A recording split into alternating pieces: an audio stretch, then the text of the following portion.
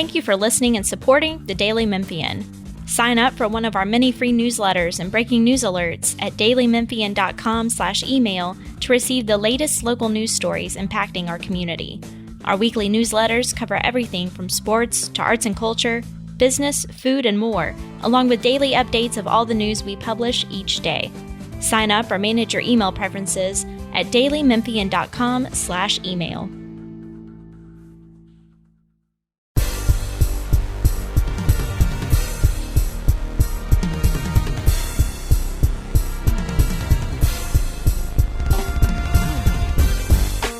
Welcome to the Thanksgiving week edition of the Daily Memphian's Tigers podcast. I'm Steven Johnson, the basketball beat writer, joined by my guy Frank Bonner, the football beat writer. It's a huge week for Memphis basketball with their first test of the season. They have Virginia Tech, who's not a top 25 team, but they are undefeated. A win over them could potentially lead to the Tigers' first game against a top 25 opponent. But before we jump to that, on the football side of things, it's make or break time. The Tigers' bowl eligibility is on the line this week as they face Tulane, so we'll get started with that. Before we jump to what should be a big week, another big week for Memphis sports, don't forget to check out some of our other podcasts. Jennifer Biggs hosts Sound Bites, Eric Barnes hosts The Sidebar, and our guys Chris Harrington and Drew Hill record the Grizzlies podcast every single week. As a matter of fact, I just saw them leave out of here. You can find all of these and the Tigers podcast anywhere you get your podcasts, including Spotify, Apple, and of course, dailymemphian.com. So Frank, it seems like every other week, man, that just the tone of how we start this off just changes. A big win, okay, it might be some excitement, then they followed up with a loss, and then it's like, ugh. So here we are again after another loss. That was kind of expected against Houston, one of the best teams in the AAC, maybe in the country. But because of that loss, now the Tigers find themselves in almost basically a win or go home or win or your season is over situation against the Tulane Green Wave. So how did the Tigers get to this point where they're having to win this last game to find themselves in the bowl game? Just inconsistent play for one, and specifically the inconsistencies of the offense. I just don't know what happened to the run game. It seems like every time we do a podcast, I'm talking about how the run game has been non-existent. If you look at that Houston game, the defense played pretty well outside of the second quarter.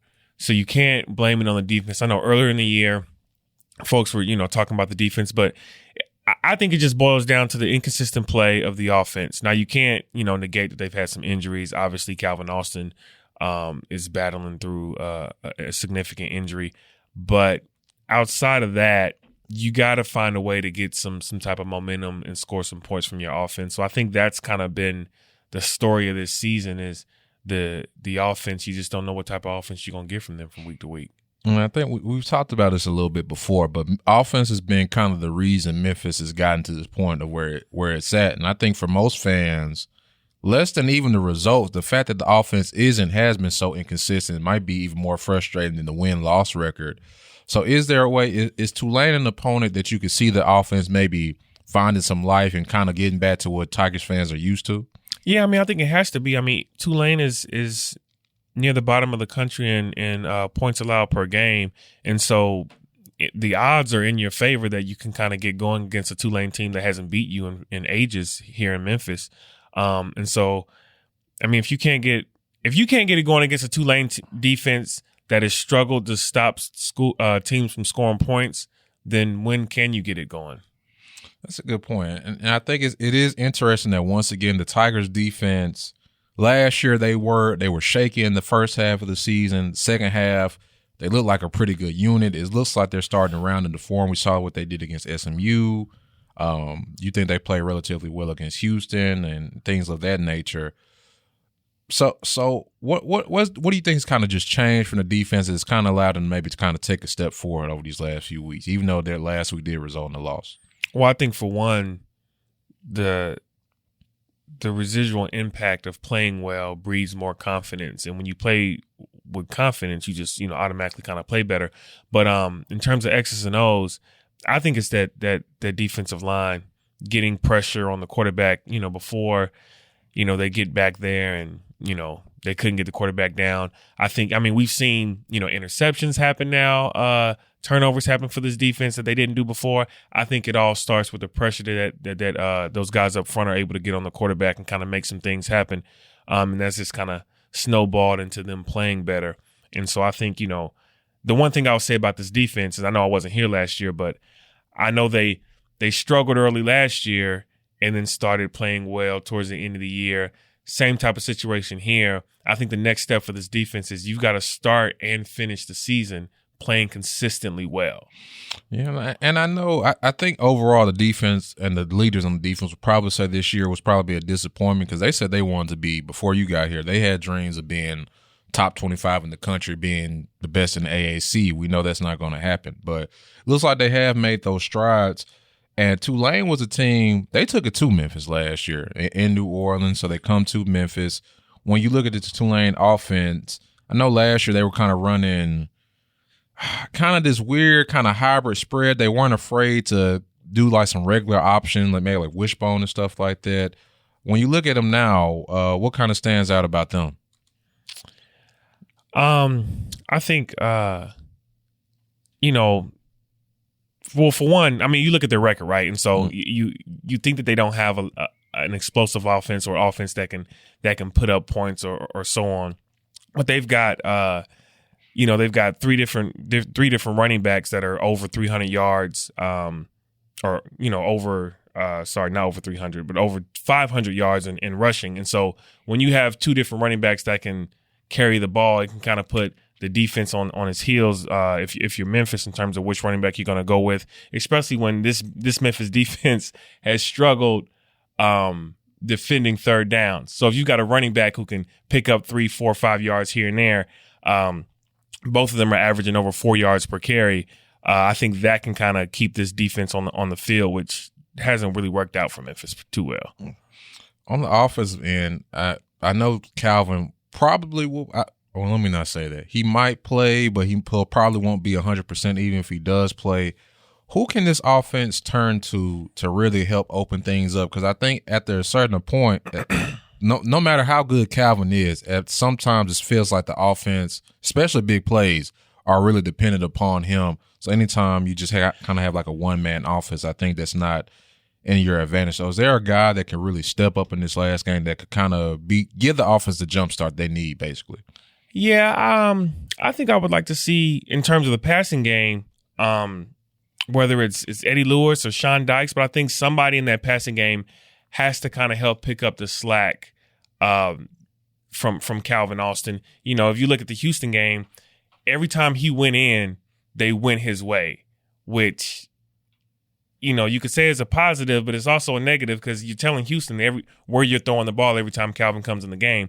And so if they have a similar situation here, I would like to see them use Calvin as a decoy more to try to get, maybe Sean Dykes open, Eddie Lewis, Javon Ivory. But I'm expecting a big game from Sean Dykes. And then obviously from the running game, one of these running backs has got to get going. Mm-hmm.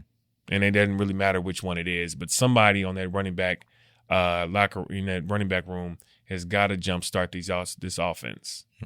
So we talked about it before. We know the fans have been very vocal kind of about some of their questions about Silverfield and the future of the program, which I think is kind of, with the realignment stuff hanging over their head, I think that adds another layer of pressure. But in terms of the offense, I think the offense kind of took a step back last year, which you understood. No Kenny Gainwell, no DeMonte Coxey and things like that.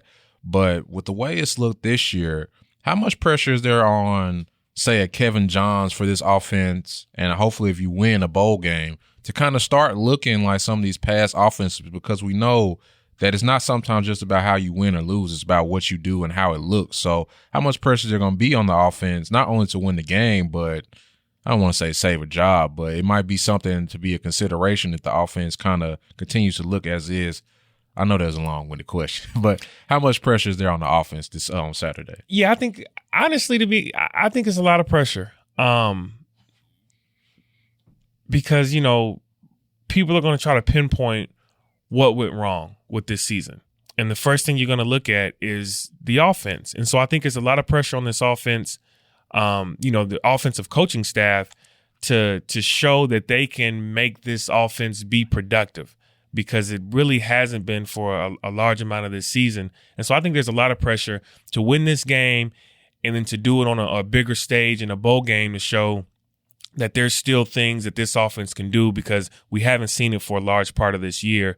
So I think the pressure, this is a big week, possibly 2 games for this offensive coaching staff, I think. So just going into next week. So what do you think the prediction is going to be? How do you think it's going to turn out? And before we get to that, excuse me, a question just came back to me. From a motivation standpoint, or a mentality standpoint, I should say, how is the team and the staff treating this game? I think I saw a piece you wrote about maybe having like a playoff mentality, but also Tulane, like I said, took it to them last year. There's that factor. JoJo Dorsey is transferred there as well. So it seems like there's a lot of ties, a lot riding on this game between last year and this year. So how are the players and the staff kind of viewing this game? Yeah, I mean, like you said, it's a playoff type of game, and I don't think they're looking at this record thinking that they're going to come in and have it easy, because like you said, they know what happened against Tulane last year. And so I think everybody knows the magnitude of what this game means for the seniors, because it's senior day, but also for the program in terms of the streaks of winning seasons and bowl games. And so everybody sounds like they're approaching this game as a playoff game, because for all intents and purposes, it is. I mean, you survive in advance. Your season's over if you lose. You get another game if you win. And so I think, they understand that. And I think, Silverfield said that, he kind of talked to the younger guys about, this is what you're playing for one, helping these seniors in their legacy the right way, but also, playing for this program and this program's legacy. So I think everybody knows what this means. There's nobody in that locker room who doesn't know what this game means. It's not just a typical senior day. I mean, I think I put in my story, this is, the biggest senior day in recent history, if you look at what this game means. Yeah, absolutely. So, I mean, prediction time. We know the Tigers probably won't be close to healthy in this game, but what do you think? Is Memphis going to go bowling, or is their season end on Saturday? I think Memphis is going to go bowl. I just have a hard time thinking that Memphis is going to drop this one. We've seen what they can do against teams like SMU. With everything riding on this and what this means for Memphis, I think this game means a lot more for Memphis than it does Tulane. And I think that alone should cause them to play well enough to win this game. Well, for certain people's sakes down in Memphis, I hope you're right, man. Kind of jumping into basketball, I'll be heading to Brooklyn, New York tomorrow. Just like Tigers football, the basketball team also has a huge opportunity in front of them to potentially pick up 2 quad 1 wins for the NCAA tournament and the NIT season tip-off. And Frank, they kind of had a little scare last week against Western Kentucky. I never thought they would lose the game, but they trailed by 10 points, I think, at one point. So now they got an undefeated Virginia Tech team, and I think everybody's really anxious to see how they stack up against a team from a high major that might end up being a pretty good team come March. Yeah, and these games were happening simultaneously, kind of. As I was preparing for football, I was looking on Twitter, and everybody just was talking about the turnovers on Twitter. I mean, and they've struggled with turnovers all year, but from what I could see on Twitter, it sounds like this may have been their worst games in terms of just the sloppy play. Is that accurate to say? Absolutely. They had a season high 26 turnovers, and some of the turnovers from the last game, from those first 3 games, some came in the second half when you're playing, some of the younger guys, and you know how it is when it's a blowout and people just out there running around trying to get up shots. Right.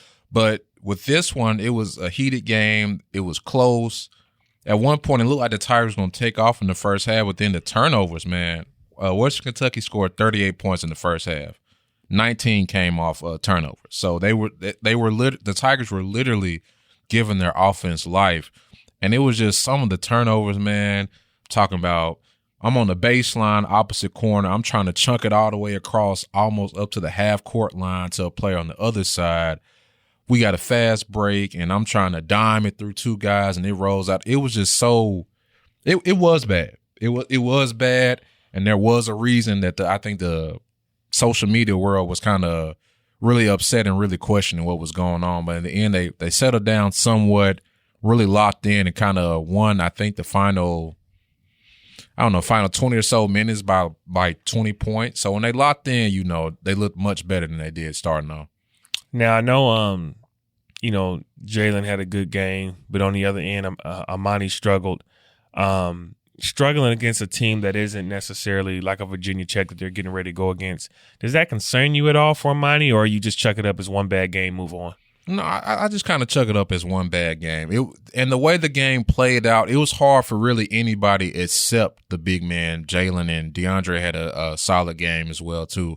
To really get in the rhythm, because at first, West Kentucky was trying to go man. They quickly went to a zone, and the 3-point shots weren't really falling for the Tigers, Imani's included. And you could kind of tell he was pressing a little bit. But I just think that was bound to happen. Like these first 5 games, he's been first 4 games for him. He missed the first exhibition. He's been pretty brilliant, man. He was shooting better than 50% from the field and from the 3-point line. So you knew sooner or later that there's going to be some regression. I think if you're Penny Hardaway, you're probably excited that it happened against Western Kentucky because I would say with a scorer like that, a kid that talented, there's a more than likely chance he's going to bounce back and have a much better game against Virginia Tech, and they're probably going to need him to have that game too. Yeah, and then do you think this is, I don't know, Jalen Duren, do you think this is realistic for him to keep up in terms of his block? I mean, he's got 19 blocks in 4 games. I mean, I'm sure he'll come down some as they play tougher competition, but I told you a couple weeks ago, I think he could be one of the best rim protectors, best defenders in the country, man. He's lived up to it. We'll see what happens this week against Virginia Tech and maybe in Xavier, but he's 6'10", 6'11", great wingspan. He's athletic, so he's going to be blocking shots all year long, man. Is he going to be blocking 4 shots, 4, almost 5 a game? Maybe not, but look, man, I wouldn't be surprised if he averages about 3 a game. He's been as advertised, and there's a reason, man. He's a projected top 5 pick in this upcoming NBA draft. Now, what is it about this Virginia Tech team that you think Memphis, may have to be concerned about? Well, historically, even before Penny, even like a John Calipari or a Josh Pastner team, a team like Virginia Tech is always one of those ones. It's almost like built to give Memphis trouble. They're not gonna. This is not an up-tempo team. They're gonna run their stuff. They're gonna execute. They're gonna take as much time as they can off the clock. They're probably not going to make a lot of mistakes in terms of turnovers. And if you make mistakes, they're going to capitalize off of it. So really everything they do, they knock down threes at a high rate. They're top 20 in 3-point percentage. They also play one of the slowest paces in the country. I think they're 325th in terms of possessions per game, which basically means that like they're not trying to get more and more possessions. They're trying to make sure every possession they get, they maximize it. Memphis is on the other end. They're top 5, meaning they're just getting up. They're playing at the pace Penny wants. So I think overall, can the Tigers continue to defend the 3-point line at an elite level like they are? Because they're top 20 defending the 3. So something has to give. And then on the flip side, can the Tigers kind of implement their will and their tempo in the game and play it at the speed they want, and they want it to be up and down game? Now, when you're playing against a Virginia Tech team that is going to slow the game down, you don't necessarily have as many possessions in the game that you would, against another team. Does that concern you with a team that's turning the ball over as high as this team is? Yeah, absolutely, because I feel like when the Tigers don't turn the ball over, and they're turning the ball over right now, like 1 out of every 4 possessions almost, maybe even a little bit higher than that. But those other 3 times, most of the times they get a good look. I know some people were complaining about the shot selection last week, but I just chunk all that up to just how frustrated the offense was. But overall, I feel like when they're not turning the ball over, they're getting decent looks, whether it be inside or from the 3-point range. It's just that now if you're going from 80 possessions to maybe just 70, that means there's even more pressure on you to execute and not turn the ball over, because against the Western Kentucky, against the St. Louis, hey, we'll get a couple. If we turn the ball over, we'll get a couple possessions back. That might not be the case against Virginia Tech, so it's definitely worrisome. We saw the Tigers when they made their run last year. They really kind of cut down the turnovers. So now you would hope that this is a game, whether it be because of pace or the opponent, that you finally see the Tigers you really just don't want to see them hit 20 turnovers again. I think anything below 15 is considered a win at the pace they play. But if they get up to 20, man, that's going to be tough to do. Tough to kind of overcome Virginia Tech. That's going to exploit that and not make the same amount of mistakes. Now, one of the things, when you've got a big man as productive as Jalen is, one of the things that's always interesting to watch is how many games does your big man get into foul trouble? And from my understanding, Jalen hasn't gotten into any type of foul trouble in these first 4 games. Looking at how he plays, do you think that'll ever be a concern for him, or do you think he's smart enough to kind of stay on the court? Well, with the way they call fouls in NCAA, I'm sure there are going to be some games where he has foul trouble. I think really just wasn't him. The whole team had foul trouble, I think, in the first half against St. Louis. I think they had like 6 players with 2 fouls. So, of course, it always depends on the ref. But I think overall, Jalen's been pretty disciplined with what he does. He really understands the verticality rule in terms of keeping his – if he can't block it, goes hands up when contesting the shot. I haven't really seen too many, like, I don't want to say dumb, but silly fouls from like reaching when he's 30 feet away from the basket. So I think that's the biggest thing, where you don't see him taking a lot of unnecessary risk, picking up silly fouls. And DeAndre Williams has kind of struggled with this a little bit more than Jalen has, even though he's more experienced. So I think overall, Jalen can be trusted to kind of avoid those plays, and hopefully you definitely want him to kind of avoid it against Virginia Tech. So going into the Virginia Tech game, what's your prediction here? I think the Tigers just have too much talent at the top. I think it will be a closer game, a very close game, kind of go down to the wire. I think it will be uncomfortable for the Tigers at times. But I think this is a game where you're going to start seeing them kind of take care of the ball a little bit more. I'm expecting a big a bounce back from Imani. So I got the Tigers by 5. Now, you mentioned earlier in the West Kentucky game, even though they were down by as many as 10 at one point, you never felt like they were going to lose that game. Mm-hmm.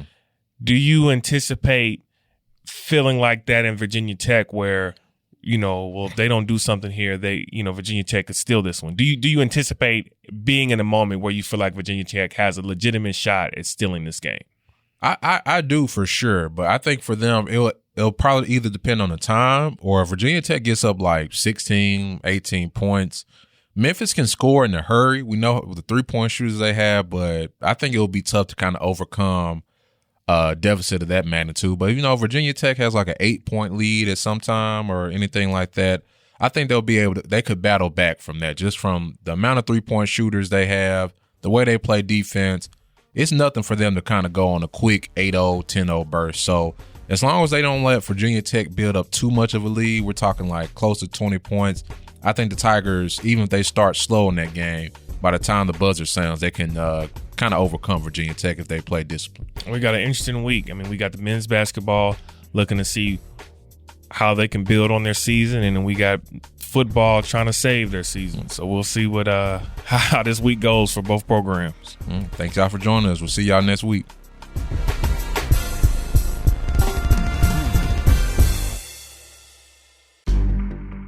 In-depth journalism in the Memphis community, the Daily Memphian is of Memphis, not just in Memphis, and seeks to tell the stories of this city. TheDailyMemphian.com. Truth in place.